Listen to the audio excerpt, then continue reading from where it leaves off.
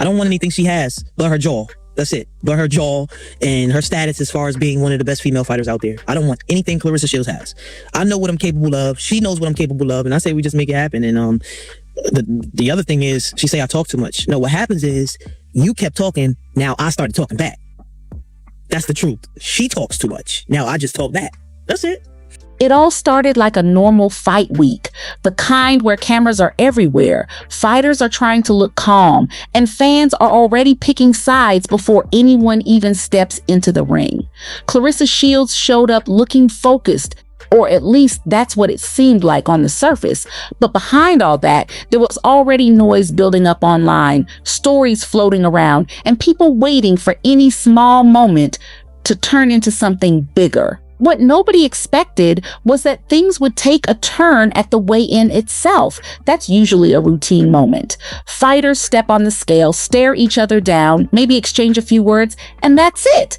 But this time, the energy felt different from the start. People later said there was already tension in the air before anything even happened. Cameras were ready, media was crowded, and both camps were clearly aware that this wasn't just another face-off. Claressa stepped in with confidence, like she always does.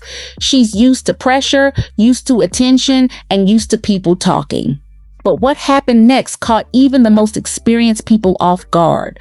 Her upcoming opponent, Claressa Shields, walked in with a different kind of energy. Not loud, not chaotic, but calculated. She had something planned and she was waiting for the perfect moment to let it land. And then it happened right there at the weigh-in, in front of cameras, in front of media, and in front of Claressa herself. Music started playing. Not just any music, but Remy Ma's diss track, Why You Leein'. The moment it hit the speakers, the entire atmosphere shifted. People didn't even need to be told what was happening. Everyone recognized it instantly. It wasn't subtle. It wasn't accidental. And it definitely wasn't private. This was public, intentional, and designed to be seen and heard by everyone in that room. Claressa's expression changed almost instantly. Even if she tried to stay composed, it was clear the moment hit differently, because this wasn't just about music. It was about everything that had been circulating online for days.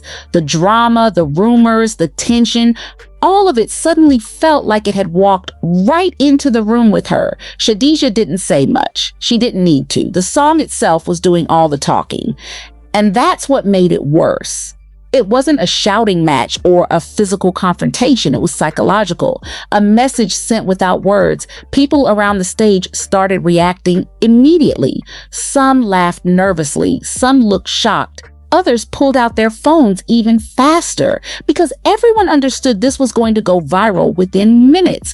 Moments like this don't stay in the building anymore. They go straight to social media and become a full-blown discussion within seconds.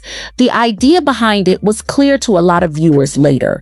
It wasn't just shade for entertainment. It felt like a mental tactic, something meant to get inside Claressa's head before the fight even begins.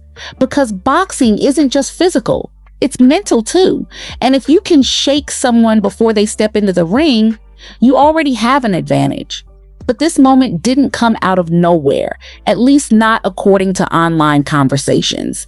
For days before this weigh-in, social media had been buzzing with drama involving Claressa, Remy Ma, and other names tied into the situation. Some people were reposting clips, others were sharing opinions, and slowly a narrative started building. One of the biggest talking points online was the idea that Claressa had been indirectly involved in some behind-the-scenes drama involving diss tracks and public shade. There were even rumors circulating, completely unverified, that money had been involved in getting certain people to speak or create content aimed at others. Some claimed figures like $10,000 were being thrown around in online discussions, but none of that was ever confirmed. Still, on the internet, once a story starts forming, it doesn't need proof to spread. It just needs attention, and that attention followed Claressa straight into the weigh-in. So when that Remy Ma diss track played, it didn't feel like an isolated joke. It felt connected to everything people had already been talking about, like the story had reached its loudest point right there on stage. Claressa tried to keep her focus, but it was obvious the moment had an impact. Even for someone used to pressure, there's something different about being publicly targeted in real time while cameras are rolling and the world is watching.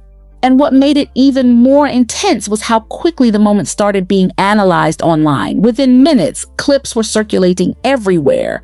People were slowing down footage, zooming in on reactions, breaking down facial expressions, and building entire narratives off a few seconds of video. Some said it was genius strategy from Shadesia. Others said it was unnecessary disrespect. And a lot of people just said one thing: this fight just got personal, but the story didn't stop at the weigh-in. In fact, that moment was only the beginning of a much bigger wave of conversation. After the footage went viral, social media didn't just focus on the diss track. It started pulling in everything connected to Claressa's public image: her fashion choices, her posts, her relationships, even her lifestyle. Suddenly, everything was being reinterpreted through a new lens. People started comparing her style to Remy Ma, saying she was copying or mirroring certain looks. Photos of Claressa in designer outfits were being posted next to older images of Remy, with users debating who wore it better and who did it first.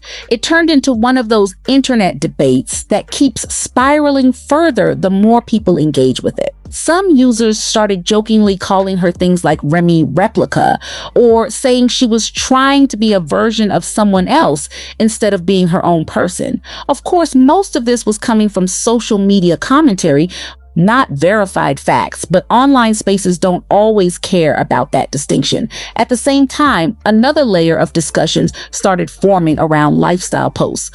One moment that got attention was when Claressa posted a car, a Corvette, shown with a bow on it. That detail alone sparked a wave of speculation. People started asking whether it was a gift or something she bought herself. Others linked it to her relationship with Papoose, assuming it was a romantic gesture. And just like that, another part of her life became part of the public conversation. Then came the relationship talk. People started analyzing her appearances with Papoose, especially so-called date night posts. What was supposed to look like simple moments together turned into a full breakdown online. Fans noticed different things.